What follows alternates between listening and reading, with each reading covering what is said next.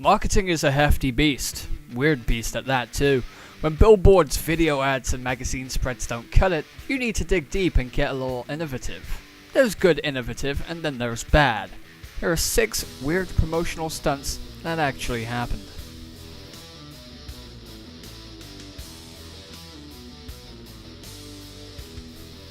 The first on the list is particularly shocking, having crossed the line of bad taste.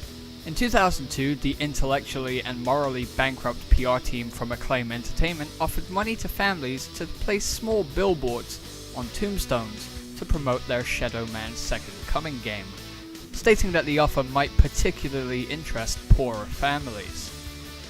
Not only is there the issue of desecration, but it would require planning permission from local councils. It is unknown if anybody actually took up the offer, but the game received average reviews, but it didn't stop Acclaim itself from kicking the bucket in August of 2004, only to rise up from the grave in 2006 and then die once again for good in 2010. Now if only I could promote my YouTube channel on their tombstone.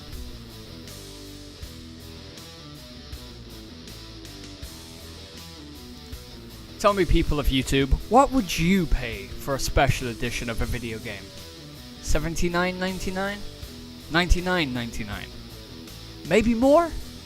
Well, for those of you with extra deep pockets or a whole chunk of change down the back of your couch, the super dangerous Wad edition of Saints Row 4 may have been right up your alley. This edition came loaded to the gills with goodies. Goodies like these. A Virgin Galactic spaceflight, a full-size replica dubstep gun, a hostage rescue experience, plastic surgery, a spy training day, a personal shopper, a capsule wardrobe, 7 nights at the top Royale suite of the Burj Al Arab in Dubai, a week for 2 at the Jefferson Hotel in Washington, D.C., first-class flights to Washington, D.C. and Dubai, a Lamborghini, a new Toyota Prius with 1 year's insurance, the year's supercar membership, and Saints Row 4 Commander-in-Chief Edition. The cost? A cool $1 million. Having captured the rights to the Saints Row franchise from the deceased THQ, Deep Silver's PR team went balls out here. Well, balls out until Ars Technica revealed the total cost of the package actually came to something shy of $630,000. And to boot, you didn't even get the season pass for this. No wonder nobody bought it. Shove it up your bum!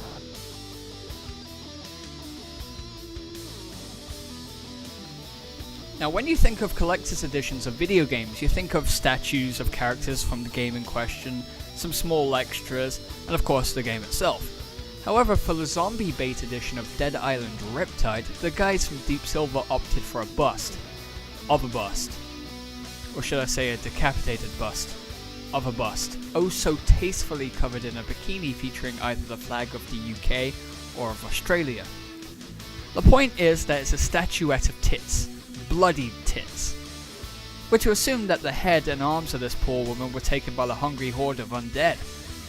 According to a statement from Sales and Marketing Director Paul Nichols, we wanted to provide a unique collector's edition that was utterly Dead Island, and would make a striking conversation piece on any discerning zombie gamer's mantle. This would be a great focus piece on... yeah, nowhere. Nowhere at all, unless you're a psychopath of Buffalo Bill proportions. Deep Silver would later apologize for this error in judgment, but still went on to sell the collector's edition anyway because they were really, really sorry.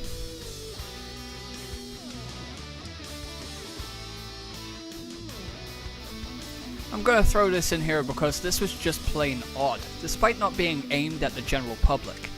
I'm sure by now that we all know that Dante's Inferno was a mediocre God of War clone based on Dante Alighieri's Divine Comedy, which dealt with the 9 circles of hell, which are limbo, lust, gluttony, greed, anger, heresy, violence, fraud, and treachery.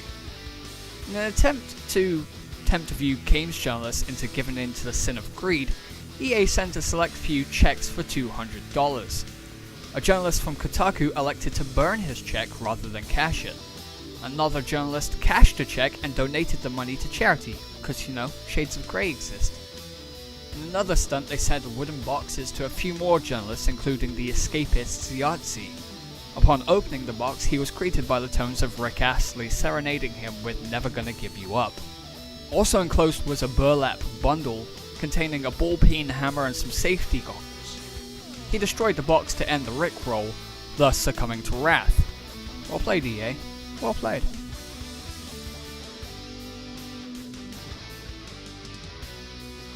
This one's basic, Bethesda wanting to drum up just a little more press for their highly anticipated next installment in the Elder Scrolls series, laid out a competition. Name your child Dovahkiin, meaning Dragonborn, and you will win a lifetime supply of their current and future games. Simple, really. I mean, Acclaim, yes, that Acclaim from earlier on in this video, offered a $10,000 bond to the first parents to name their kid Turok. But this time there's a catch. The child must have been born on the release date of Skyrim, November 11th, 2011. That's awfully precise. Might be impossible. Except it wasn't. A child was born on that day and christened Dovahkiin. I hope the trove of games makes up for the years of bullying and psychiatric treatment in that kid's future.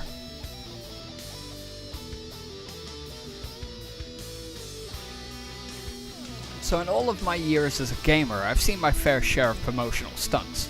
The Borderlands 2 bungee jump in the centre of London, the Mafia 3 10p coffee, and the Mass Effect 3 pre-launch space release doohickey. All of which were good. But then there's Ubisoft. In 2010, with the release of Splinter Cell Conviction nigh, patrons of a bar in New Zealand, otherwise known as the Mill House to Australia, got the scare of a lifetime when a man bursts in, waving a gun in his bandaged hands. Crap meat pants. It didn't take long for the cops to arrive on the scene, armed and ready to take down the perpetrator. Except, they realized that the gun wasn't actually real, the whole thing was just a promotional stunt for Splinter Cell Conviction. And then they all had a massive laugh afterwards. Ubisoft would go on to learn precisely nothing from this, as mere years later in a final push to promote the ultimately disappointing Watch Dogs, they would send an unmarked safe to the Australian MSN office, with a note asking the staff to check their voicemail, which they didn't actually have, and the wrong unlock code for the safe, which led to a bomb squad being called. The price of opening up the safe? Shitty tie-in swag.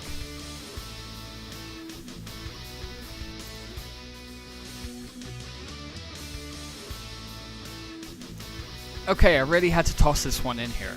It wasn't promoting a game, or really anything other than a game store in the north of England called Granger Games.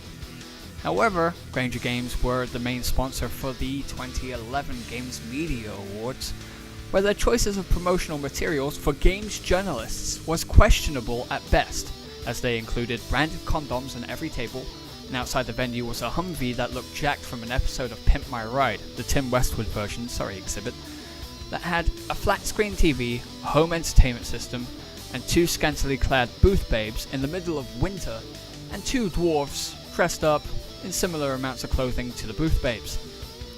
Not to mention the fact that the actual representatives for the company got blitzed out of their skulls and decided it was a great idea to heckle throughout the event, not only disrespecting the compere for the night, Greg Davis, of the In-Betweeners fame and for being a giant, and the actual recipients of the awards for that night. It was entirely embarrassing for everybody from Granger Games.